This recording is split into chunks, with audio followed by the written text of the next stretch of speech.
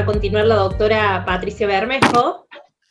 La doctora es jueza de la Cámara Nacional de Apelaciones en lo civil con asiento en la Ciudad Autónoma de Buenos Aires. Es profesora titular de Derecho Procesal de la Facultad de Derecho de la Universidad Nacional de La Plata. Es miembro de la Asociación Argentina de Derecho Procesal, del Instituto Iberoamericano de Derecho Procesal, de la Asociación Internacional de Derecho Procesal. También es miembro de la Comisión Redactora del Código Procesal Civil y Comercial de la Nación, profesora de posgrados en diversas universidades, como la Universidad de La Plata, en la UBA, la Notarial Argentina, bueno, entre otras. También es investigadora categorizada de la Universidad Nacional de La Plata y ha publicado más de 100 artículos jurídicos. La doctora hoy nos va a disertar sobre las reglas de representación procesal.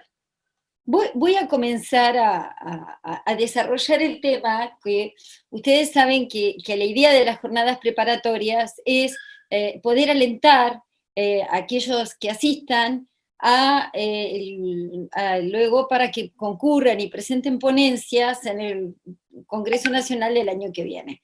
Así que espero que las exposiciones de estas jornadas preparatorias de los que se van a desarrollar en los 2 días puedan inspirar a muchos debates, porque nunca son ideas cerradas, son ideas que se tienen que compartir como para exponer. El tema que se me atribuyó para poder compartir hoy es el referido al tema de la representación procesal. Esto es a 5 años en este momento de la implementación del Código Civil y Comercial de la Nación. Como ustedes saben, el Código Civil y Comercial de la Nación ha planteado un cambio copernicano, porque instaura en muchas de sus disposiciones normas que ya parte de la jurisprudencia había aceptado y otras que fueron incorporaciones del derecho comparado. Pero así como el Código Civil de Vélez fue una obra magnífica que sirvió por más de un siglo para dirimir los conflictos entre los particulares, en las cuestiones civiles y de familia, veremos que esto ha quedado insuficiente como una forma de responder a las disyuntivas que hoy en día se presentan en la comunidad. Es así que, así como este Código de Vélez acentuaba las relaciones de orden patrimonial, podríamos decir que el Código Civil y Comercial de la Nación acentúa el aspecto de la persona y la protección de los derechos. Tanto es así que, como ustedes saben, en el artículo 2 se incorporó como una de las pautas para la interpretación, como fuente de nuestro derecho, también los tratados de los derechos humanos. ¿Y por qué, dirán ustedes, está hablando de esto la expositora, cuando en realidad tenemos que hablar de la representación procesal? Porque estos son conceptos que han incidido en cómo se tiene que interpretar, y qué es lo que ha pasado, con la representación procesal, la representación en el proceso. Nosotros sabemos básicamente que en el proceso se nos pueden presentar 2 posibilidades o 2 alternativas de representación. Aquella representación necesaria que surge cuando tiene que participar en el litigio una persona que no tiene capacidad de ejercicio. Nosotros vimos que como regla, tanto antes como en el presente, la capacidad de ejercicio en principio le corresponde a toda persona humana. Esto lo dispone el artículo 23 del Código Civil y Comercial de la Nación, y sin embargo el 24 nos declara de ciertos supuestos donde estaría limitada esta capacidad de ejercicio, que es el caso de la persona por nacer, el caso de la persona menor de edad, cuando por su edad o falta de madurez no puede intervenir por sí, y las personas que tienen una capacidad restringida por sentencia judicial y en la medida que la restricción impida el ejercicio del derecho. Esto es un punto muy importante, porque amplía, como una cuestión fáctica, con el aval jurídico, por supuesto, de los hechos, se termina ampliando la posibilidad que tienen las personas de poder ejercer por sí sus derechos. Ahora, en los supuestos en los que esto no es factible, vamos a tener que estos van a participar por el representante. el caso del representante de los padres, que es tradicional, de tutor, de guardador, igual que ocurría con la legislación anterior. En esto incluso los códigos procesales, muchos de los cuales, y les diría la gran mayoría, son anteriores al año 2015, en realidad los códigos procesales que se modificaron en lo que corresponde a la parte del proceso de familia, y no todos ellos, los podemos contar también con los dedos de una mano, los que han entrado a funcionar en estos últimos años, que de todas maneras hay muchos que tienen en este momento tratamiento legislativo. Pero lo cierto es que, además de la representación necesaria, vamos a tener también la alternativa que el propio Ministerio Público Pupilar o el asesor de menores, sé que la figura del asesor tiene una connotación especial en el proceso de familia de Córdoba, pero para denominarlo con un carácter amplio, los defensores de menores o Ministerio Público Tutelar de los Menores, también va a poder participar ejerciendo una representación por el artículo 103, el que puede transformarse en un proceso de carácter complementario a carácter principal. Previstos ambas alternativas en este artículo 103 del Código Civil y Comercial de la Nación. Esto es una forma de representación procesal.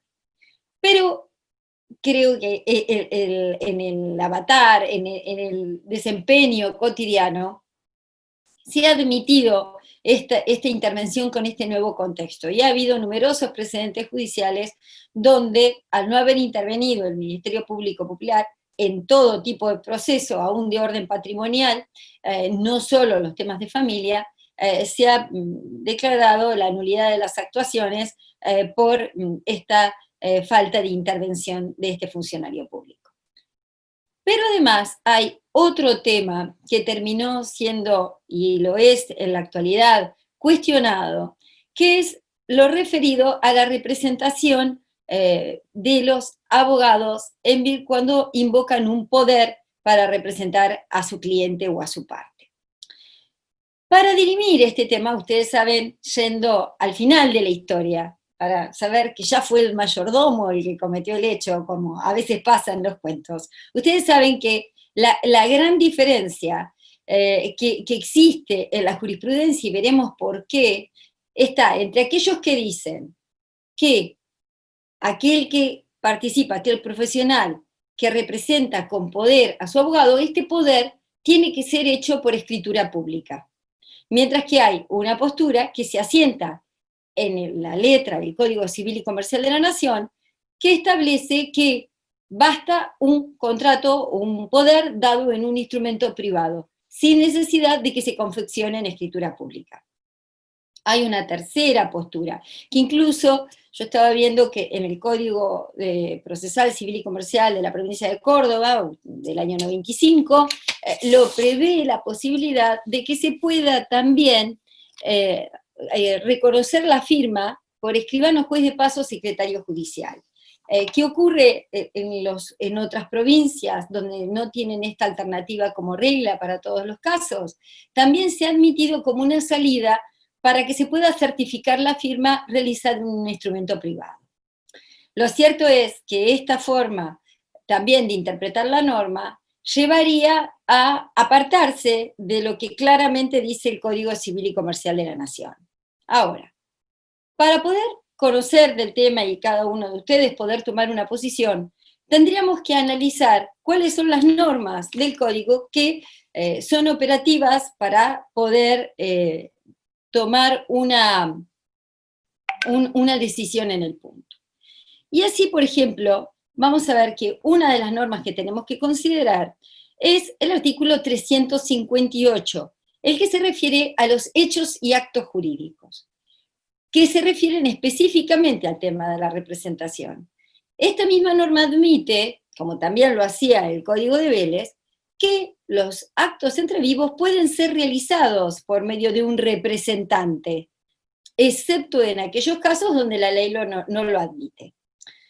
Esto es lo que se refiere a la representación. Después también, en el artículo 362, se refiere a la representación voluntaria, donde estipula que solo va a comprender los actos que el representado puede otorgar por sí mismo. Y lo relevante en cuanto a la representación es que el 363 del Código Civil y Comercial de la Nación nos señala que las formas pueden ser las que las partes elijan, excepto los casos en los cuales la ley determine una forma para concretar el acto. Es decir, que dependiendo de la formalidad que exija la ley, si no lo determina, no habrá una forma prescripta a la que haya a la cual se deban atener las partes. Es más, esta libertad establecida para la representación voluntaria en el 363 es también el que se replica en cuanto a la libertad de las formas de los actos jurídicos, no solamente acá hablando de la representación, sino cuando el 284 habla en el mismo sentido que los actos jurídicos, si no hay una forma determinada por ley, las partes pueden utilizar la que estimen más conveniente. Y además se aclara que las partes pueden acordar utilizar una forma más exigente que la impuesta por la ley. Esto está dentro de las posibilidades de las partes al momento de cómo ejercer sus derechos. Fíjense que entiendo que esto se tiene que observar también desde el análisis del artículo 19 de la Constitución Nacional, donde está permitido todo aquello que no está prohibido. Quiere decir que si esta norma le da a las partes una norma de orden sustancial, de derecho común, contenida en un código de los cuales, un código en este caso el Civil y Comercial de la Nación, de los cuales ha dictado el Congreso de la Nación en el uso de las facultades que las propias provincias le han delegado. Entonces, si le da la libertad a las partes para que puedan decidir la forma, siempre que ellas no haya sido determinadas las formalidades por la propia ley, estos podrían ser absolutamente libres de decidir tener una mayor o menor libertad. Si ellos quieren autorrestringirse, no hay ningún inconveniente porque está también poder elegir una forma más solemne que otra. Este contexto general explica y anticipa lo que la ley establece para los contratos en general. ¿Por qué? En los contratos tenemos un artículo que es el 1015, que también, siguiendo en la parte general de los contratos, por lo tanto es aplicable a todos ellos, que establecen como forma que, en cuanto a las formalidades, si los contratos son formales o no formales, solamente indica que van a ser formales los contratos a los cuales la ley le impone una forma determinada. Quiere decir que si la ley, que es este Código Civil y Comercial de la Nación, en tanto es esta la que establece las formas de los contratos, es la única que lo puede establecer, si no tiene una forma determinada, no son formales. Principio general, artículo 1015. ¿Y qué pasó? Avanzamos un poco más y vamos en cuanto a ciertas formas que se tienen que respetar para ciertos contratos, y llegamos al artículo 1017, que fue finalmente donde se origina el inconveniente, porque es donde no se replica el anterior artículo 1184, que tenía 11 incisos, en los cuales en uno de ellos se determinaba que se tenía que otorgar por escritura pública el poder que se le daba al letrado para la representación en el juicio. Si nosotros observamos el artículo 1017, posee 4 incisos. Algunos de ellos, por ejemplo, uno de ellos, el que se refiere a los contratos que tengan por objeto los derechos dudosos o litigiosos, los que se refieran a la adquisición, extinción, transmisión de derechos reales sobre inmuebles, en este sentido que también estaba en el anterior Código de Vélez. Después, todos los otros actos que sean accesorios de contratos otorgados en escritura pública. Y un último inciso que dice, los demás contratos que por acuerdo de partes o disposición de la ley deben ser otorgados por escritura pública. algunos han interpretado que este último inciso, el D, es el que permite que las provincias o las jurisdicciones locales, dentro de las facultades legislativas que no fueron, no se reservaron, sino, vamos a ver, que ellas podrían dictar disposiciones que pudieran regular algunos actos por escritura pública, así lo han entendido. Pero avanzando, vamos a ver que en realidad tenemos también lo que se refiere a las normas específicas del mandato, además de estas normas generales que hacen a los contratos y la forma que deben tener los contratos. Y es así que el artículo 1319, ¿no?, que habla de la definición del mandato, y después el artículo 1320, donde dice que si el mandante le confiere poder para ser representado, habla de la representación en el mandato, le son aplicables los principios del artículo 362. Es así donde ya ahora vamos a tener tres elementos. Por un lado, el poder, por el otro lado, que es la representación exterior entre esta relación que tienen poder dante y apoderado, y después tenemos el mandato, que es el contenido, y tenemos una representación. Ahora, ¿qué ocurre? El punto se origina porque al no replicar la necesidad de la escritura pública en el nuevo ordenamiento, se interpretó que como los códigos procesales de las distintas localidades, también ocurre lo mismo en la provincia de Córdoba, han establecido que, o prevén la existencia de la escritura, es como que siguen vigentes los códigos procesales provinciales en este aspecto y no el Código Civil y Comercial de la Nación. Hay distintos argumentos de aquellos que están a favor de la escritura pública. Por ejemplo, hacen argumentos o se dan argumentos de orden constitucional. Uno de ellos es que los códigos procesales son facultades reservadas por las provincias. Esto, por ejemplo, fue la postura mayoritaria de las 26ª Jornadas de Derecho Civil celebradas en el año 2017. Es cierto, los códigos procesales han quedado en la posibilidad, en el ámbito de las legislaturas locales, su dictado. Es más, las provincias son soberanas para dictar las disposiciones, excepto las que delegaron, como de derecho común, en el artículo 75, inciso 12 de la Constitución Nacional. Pero la circunstancia que se hayan reservado la realización de las normas procesales no implica que las normas procesales puedan cambiar el contenido de los contratos que le dan sustento a las relaciones jurídicas entre las partes. Otro de los argumentos de orden constitucional es que la materia procesal no se delegó en el gobierno central. Esto es correcto, no se delegó. El tema es si esta cuestión es netamente procesal.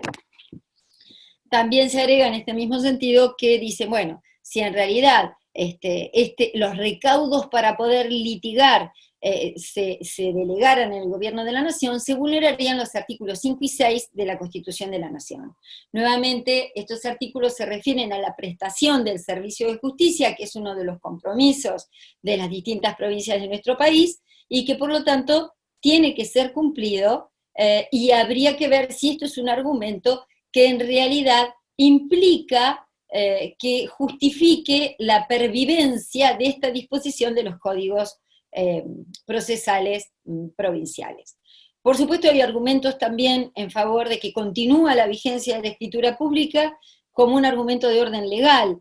Interpretan que en este artículo 1017 del inciso D, que yo les había leído, cuando dice que se va a exigir la escritura pública a los demás contratos que por acuerdo de partes o disposición de la ley deban ser otorgados en escritura pública, han interpretado que esta ley pueden ser también los códigos procesales. Pero acá anticipo lo siguiente. Entiendo que no comparto esta interpretación. ¿Por qué?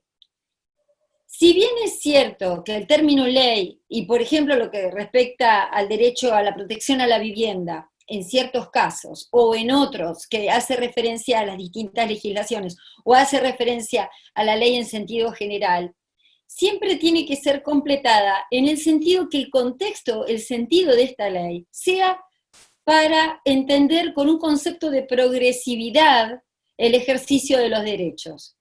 Si hay una norma a un provincial que otorgue mayores garantías, mayores prebendas que otra disposición, entonces hay que estar, y esto es también por los del artículo 26 y 28 de la Convención Americana de Derechos Humanos, hay que estar por la aplicación de la disposición más progresiva.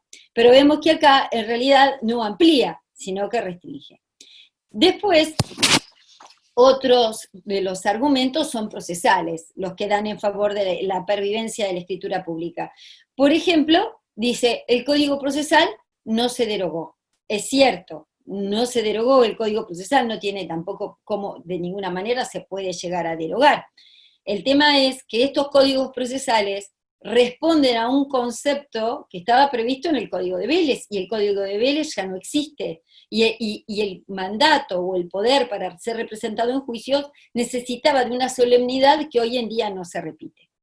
También se ha llegado a decir de un argumento profesional, es decir, si siempre el escribano lo hizo, ¿por qué lo va a tener que dejar de hacer? Y después se habla de la mayor confiabilidad como argumentos de orden práctico, y además se ha dicho también que ha habido una omisión legislativa, que en realidad se lo olvidaron. Ustedes saben que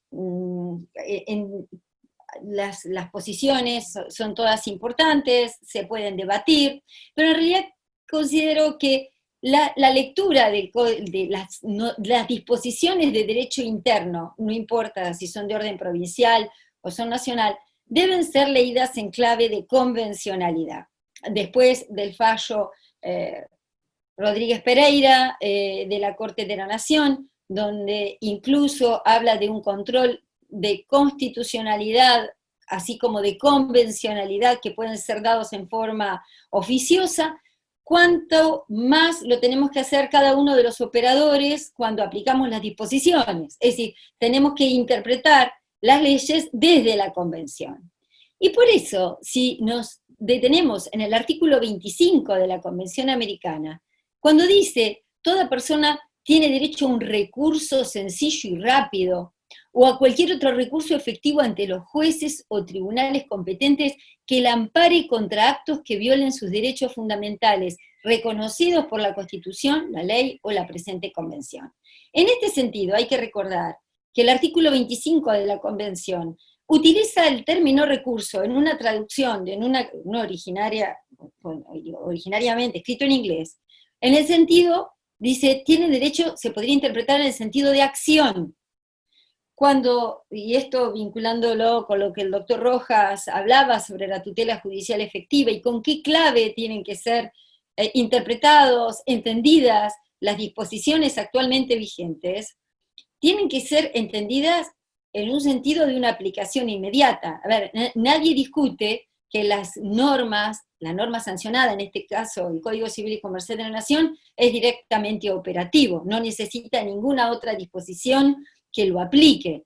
Por lo tanto, si los códigos procesales se tienen que acomodar para hasta tanto haya un texto conforme, que es lo que se ha procurado hacer con las últimas reformas provinciales en lo civil y comercial, porque en muchas de las reformas que se hacen, aún en el ámbito del derecho privado, vamos a ver que las disposiciones procesales muchas veces replican en lo que son los fueros especiales, las disposiciones generales de los códigos procesales civiles y comerciales, tienen que ser interpretadas en el sentido siempre de estar en favor de la aplicación más extensa. Todos los individuos tenemos el derecho de acceso a la justicia. Se escribe muchísimo, y por supuesto son ideas que se comparten, que todas las personas en situación de vulnerabilidad tienen una tutela judicial efectiva, deben tener una tutela judicial efectiva, tiene que haber ajustes razonables para que esta tutela se pueda practicar. pero convengamos que el acceso a la jurisdicción es un derecho absolutamente de todos los habitantes de nuestro país. Por lo tanto, si hay alguna alternativa para hacer el proceso más expeditivo, ¿por qué ir aplicando una norma que ya no existe en virtud de que aún no se reformó por ser procesal y provincial? También el que esté, la posibilidad de que el poder se pueda dar por un instrumento privado, tiene argumentos de orden constitucional.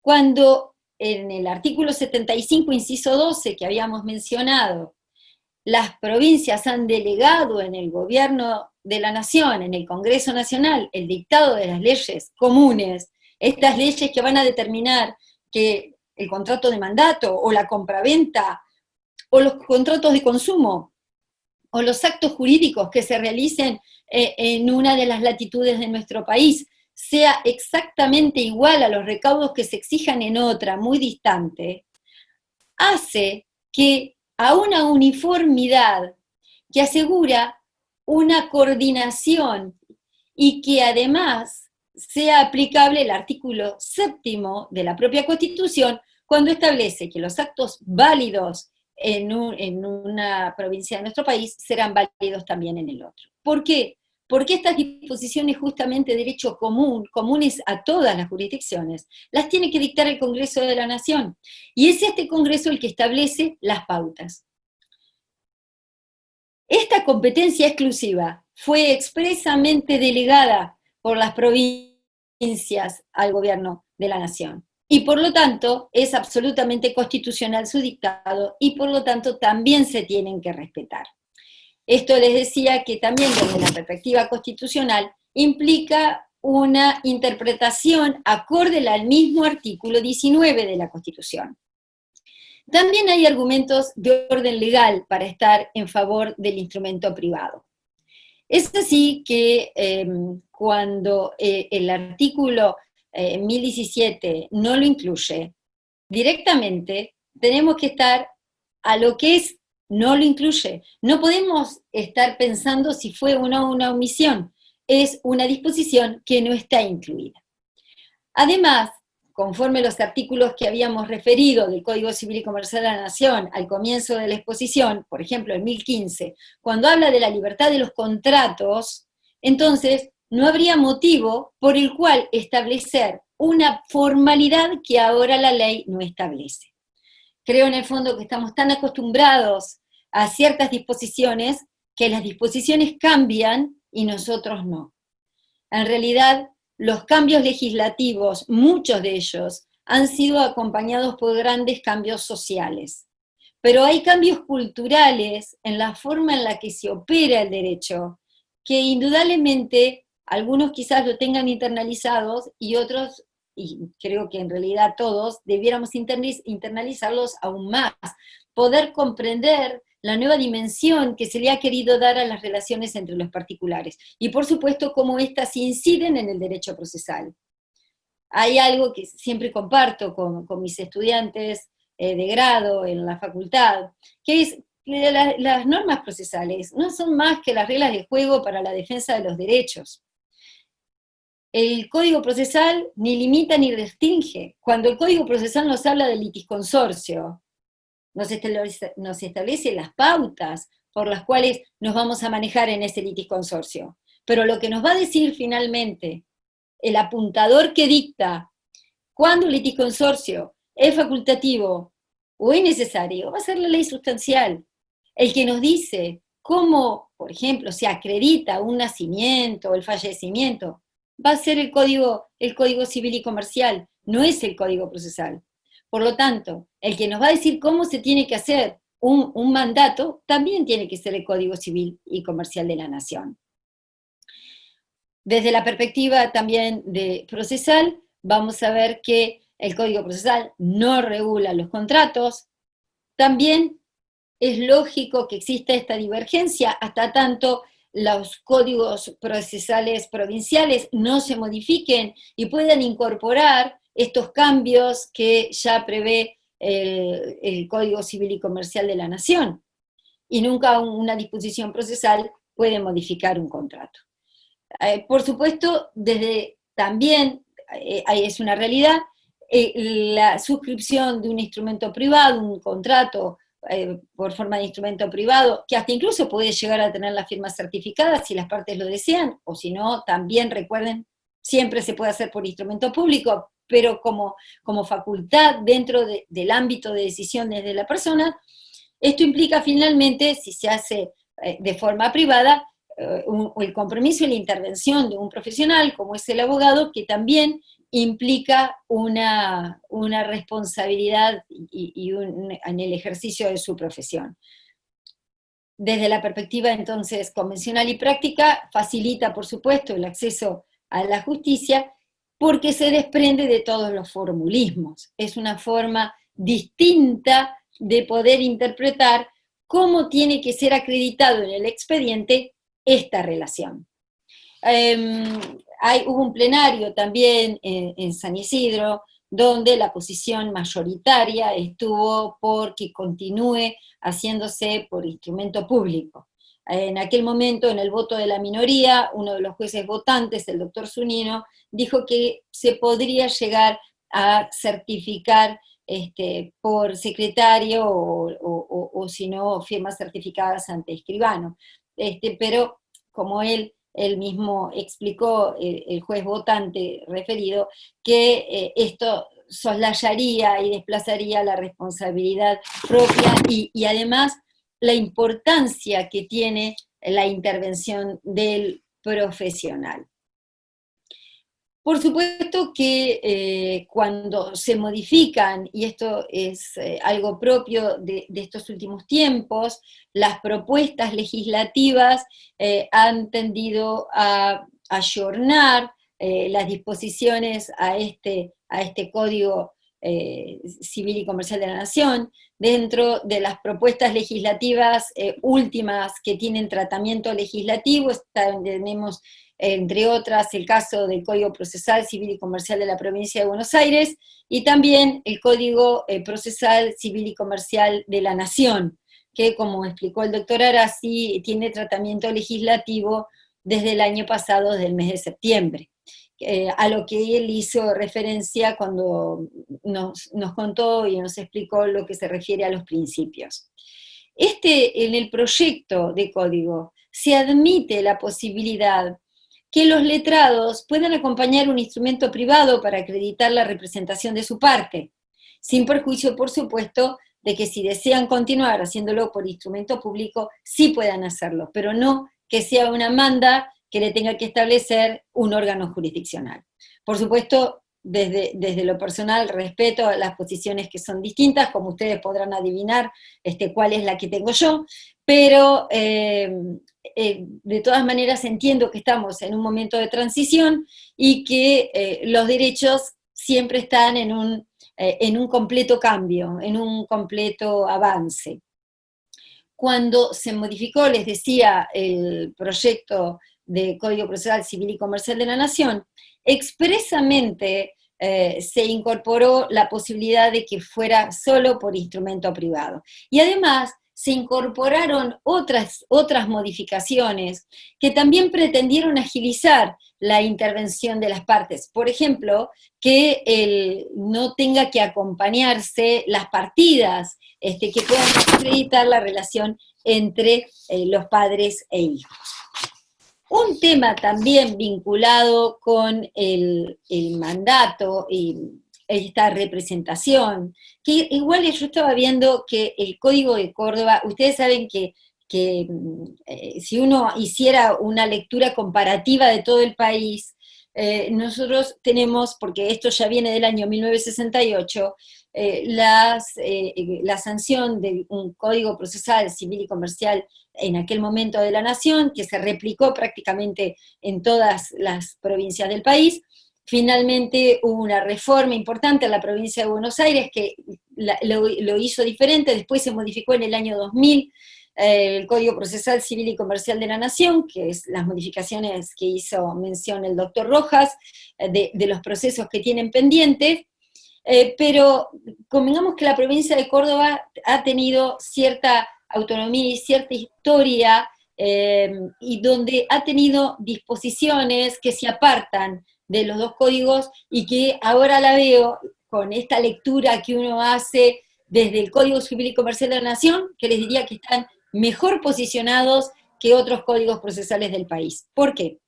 En lo que se refiere a la ratificación por el mandato, cuando no se ha tenido, que es la intervención por el gestor, que tanto en Nación como en Provincia de Buenos Aires se prevé un plazo de ratificación en un caso de 40 días o de 60 en el caso de Nación, perdón, 60 en el caso de la Provincia de Buenos Aires y 40 de Nación.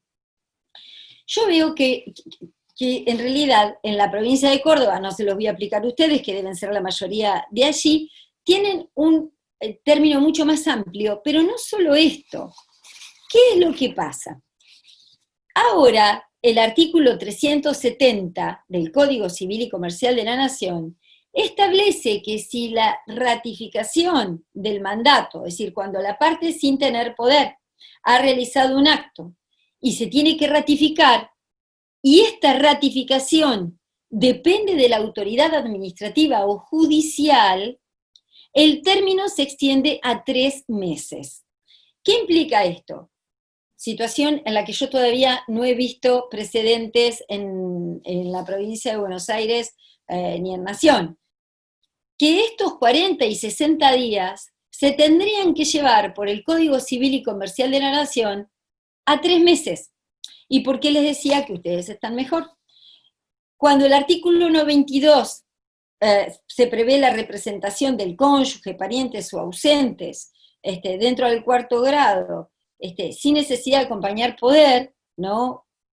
Sin perjuicio de dar fianza, y cuando no se encontrare la parte que tiene que hacer la presentación, ya se le da 3 meses. Es decir, se anticiparon a lo que luego, años después, en el año 2015, estableció el artículo 370 del Código Civil y Comercial de la Nación. Lo único, cuando en el artículo 90 se establece, perdón, en el 91, se establece que un plazo para ratificar, que esto lo tiene que establecer el juez, el plazo que el tribunal designe, en realidad, por la aplicación del artículo 370, este plazo tendría que ser de 3 meses.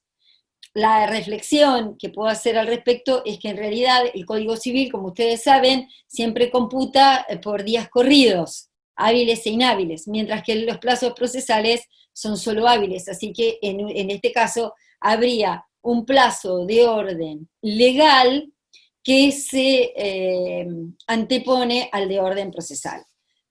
Como ustedes habrán escuchado hablar, hubo muchos debates sobre la incorporación de las normas procesales en el Código Civil y Comercial de la Nación.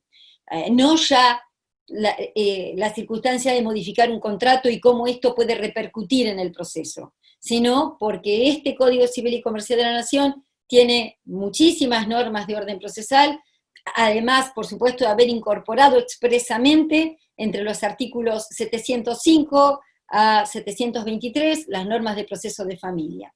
Y hay quienes dijeron que no era constitucional. Ustedes saben que la Corte de la Nación, ya durante la vigencia del Código de Vélez, dijo que era constitucional la incorporación de normas procesales. Recuerdan con la prueba por testigos cuando los contratos no superaran determinado monto, es decir, limitaciones probatorias, más allá también de otras formalidades que también preveía.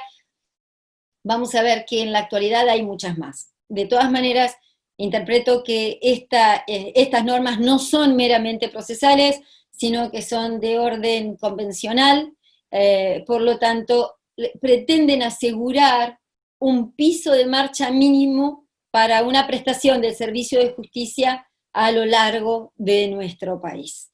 Son garantías mínimas que para mí tienen que ser leídas en consonancia con los artículos 8 y 25 de la Convención Americana. Así, cuando habla, por ejemplo, el artículo 8, párrafo primero, que se refiere al ejercicio del derecho de defensa en juicio con las garantías debidas, esto implica una representación técnica, y una representación técnica que debiera ser facilitada en la medida de lo que fuera posible.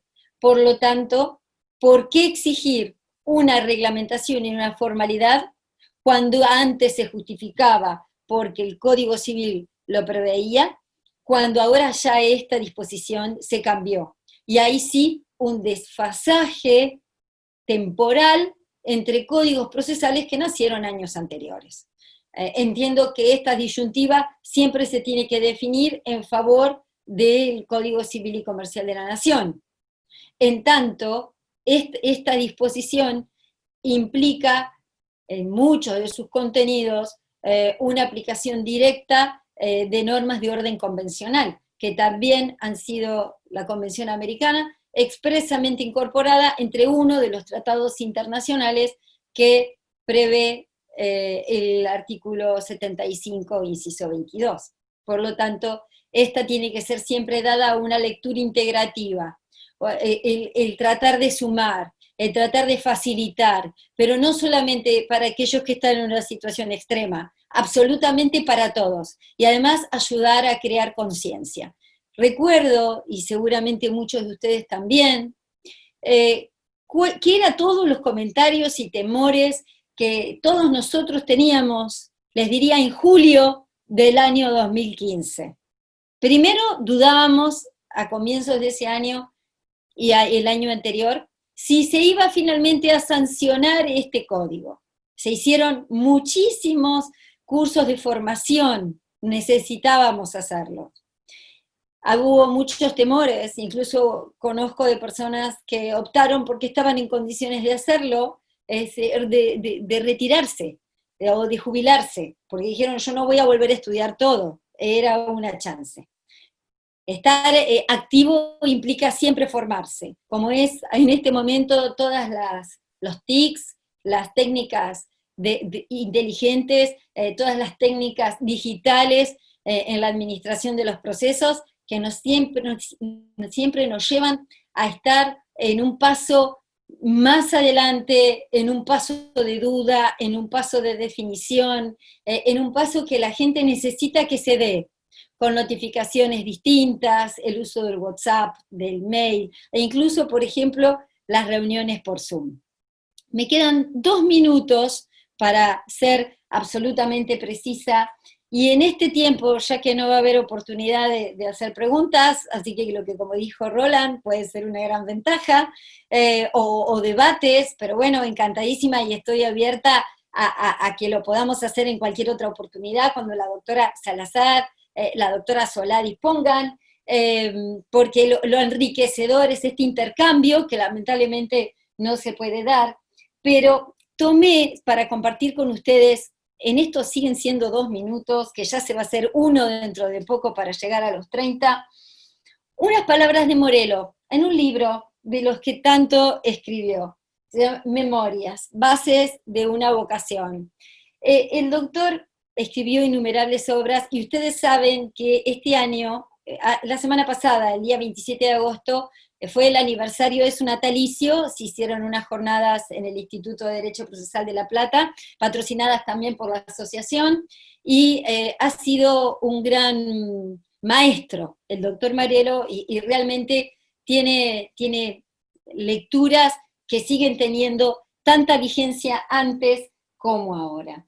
Pero en lo que yo les quería compartir, dice: el balance de nuestra narración cierra la sumatoria tal como fue, con luces, sombras, eclipses, éxitos y frustraciones, las arrugas que contornean el rostro de todas nuestras vidas, la médula que conforma cada trayectoria, es decir, lo que a lo largo del tiempo observa el comportamiento, el ser que hace las cosas, la persona o un grupo social o una institución, en el caso, un abogado y un estudioso del derecho, pues hablaba desde él, que quiso ser fiel a su vocación.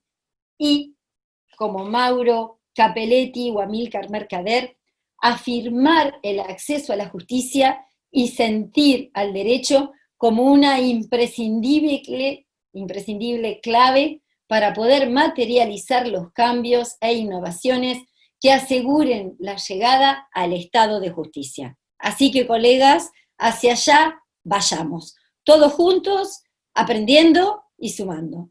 Muchísimas gracias a cada uno de ustedes.